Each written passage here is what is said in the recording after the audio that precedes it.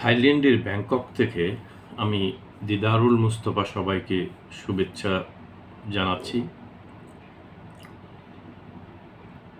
বাংলাদেশের রন্ধ্রে রন্ধ্রে দুর্নীতি অনেক দিন থেকে আমরা এটা দেখে আসছি এবং কেউ এটার প্রতিবাদ করতে পারেনি। কেউ বলেছেন এটা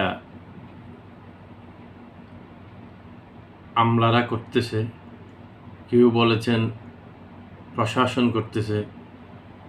এই যে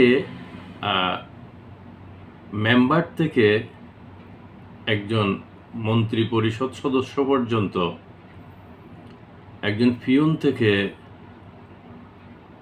সরকারি উচ্চপদস্থ কর্মকর্তা পর্যন্ত প্রত্যেকটা জায়গায় ঘুষ ছাড়া কোনো কাজ হয় না, এটা সবাই জানেন।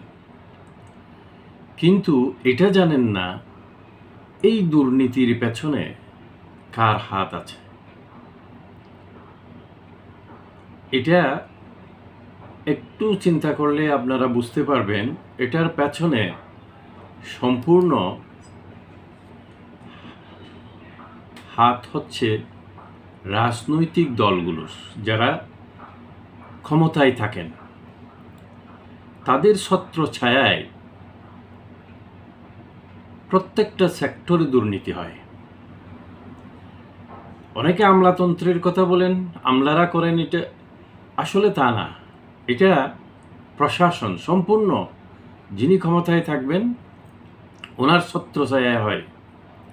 ফুটপাতের চাঁদাবাজি থেকে শুরু করে রাস্তায় চাঁদাবাজি, দুর্নীতি বলতে যা যা বোঝায় সব কিছুই সংগঠিত হয় কোনো না কোনোভাবে রাজনৈতিক নেতাদের ছত্রছায়ায়।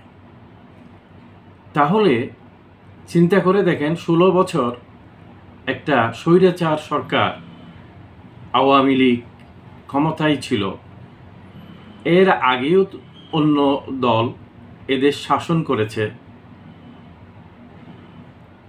কিন্তু আমাদের ভাগ্যের কোনো পরিবর্তন হয়নি।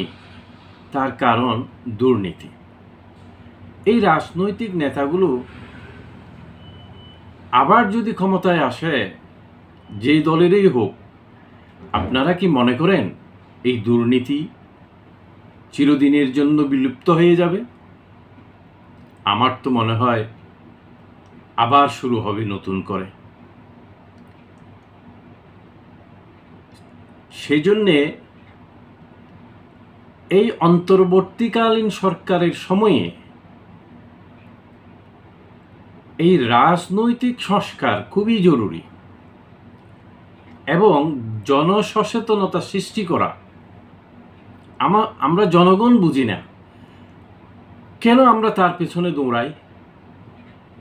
সে একটা সভা, যে কোনো একজন রাজনৈতিক দল যখন সভা ডাকে আমরা হুমড়ি হয়ে পড়ি, ওখানে দৌড়াতে দৌড়াতে সবাই রাস্তাঘাট, সবাই সব নাগরিক সব প্রতিবন্ধকতা সৃষ্টি করে, তাদের পেছনে পেছনে আমার জনগণ দৌড়াইতে থাকি।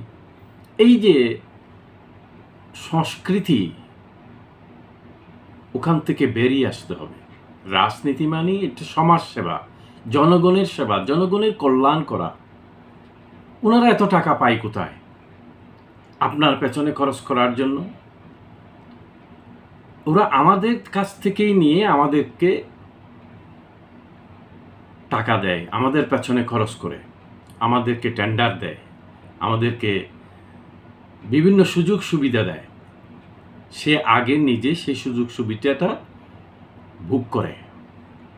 তাহলে এই ধরনের নেতাদের থেকে আমাদের বেরিয়ে আসতে হবে। ভালো মানুষ নির্বাচিত করুন, ভালো মানুষ দেখে ভোট দিন। গতানুগতিক রাজনৈতিক নেতাদের পেছনে ছুটবেন না, দুর্নীতি কোনোদিনও মুক্ত হবে না। আর অন্তর্বর্তীকালীন সরকারকে এখনই নির্বাচন দেওয়ার জন্য অনেকে উঠে পড়ে লেগেছেন, শোডাউন করতেছেন, রাস্তায় রাজপথে প্রতিবন্ধকতা সৃষ্টি করতেছেন। আপনাদের আগের সেই চারিত্রিক বৈশিষ্ট্য আবার ফুটে উঠেছে। এটাই কি আপনাদের দেশপ্রেম?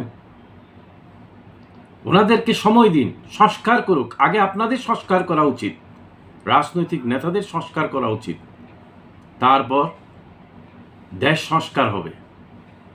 ধন্যবাদ সবাইকে।